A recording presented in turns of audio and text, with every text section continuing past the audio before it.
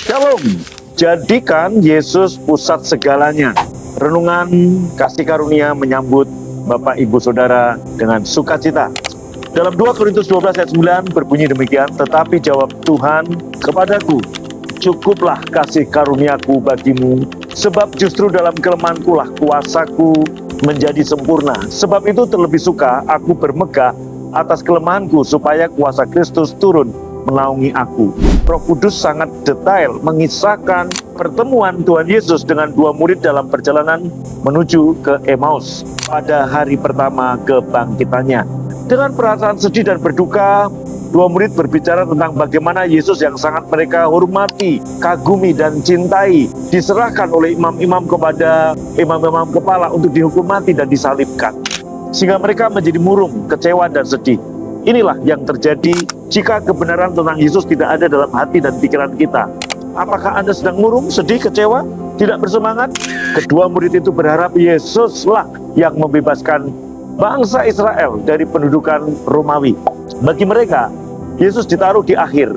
Mereka lebih tertarik pada pembebasan Israel daripada sang pembebas atau sang penebus itu sendiri, yaitu Yesus. Tidak heran mereka menjadi sangat sedih dan kehilangan harapan, karena mereka menaruh pembebasannya di depan, bukan Yesusnya. Yesus tidak dimaksudkan hanya untuk diletakkan di akhir. Tidak peduli betapa terhormatnya tempat terakhir itu, kita harus melibatkan Yesus dan dia menjadi pusat dari hidup kita. Dia harus di depan. Semua hal dalam hidup kita harus berpusat pada Yesus. Saya beri contoh, jangan menaruh Yesus di akhir dengan menempatkan pemulihan, kesembuhan, berkat itu di depan. Ketika Anda menempatkan Yesus yang di depan, maka semua yang tadi saya sebut itu menjadi bagian kita. Nah, kedua murid ini kehilangan harapan karena mereka tidak mempercayai apa yang firman Tuhan nubuatkan tentang penderitaan dan kebangkitan Yesus. Jika mereka percaya dan mengerti kejadian selama 3 hari terakhir telah dirancangkan oleh Tuhan, dan salib adalah rencana penebusan besar untuk menyelamatkan seluruh umat manusia, mereka akan bersukacita dengan iman, pengharapan, dan kasih.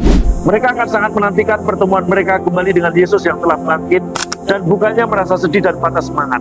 Tetapi karena mereka mempunyai kepercayaan yang salah, mereka menjadi kecewa dan mental mereka kalah. Jika Anda merasa ketakutan, cemas, dan depresi hari ini, lakukan pemeriksaan dengan cepat. Apa yang ada di pikiranmu? Apa yang mengisi hatimu? Apakah hatimu dipenuhi iman pada Yesus Gembala hidupmu? Atau dipenuhi dengan kekhawatiran akan masa depan dan ketakutan akan sesuatu yang sedang terjadi saat ini, dan introspeksi diri sendiri yang berlebihan? Jadikan Yesus pusat dengan mempercayai bahwa dialah jawaban untuk semua hal yang kita perlukan dalam hidup. Dan mulailah berjalan dengan damai, sejahtera, sukacita, dan kebebasan dari Yesus. Naikkan doa ini, Tuhan Yesus, aku menyadari dalam kehidupanku Engkau bukan untuk diletakkan di akhir.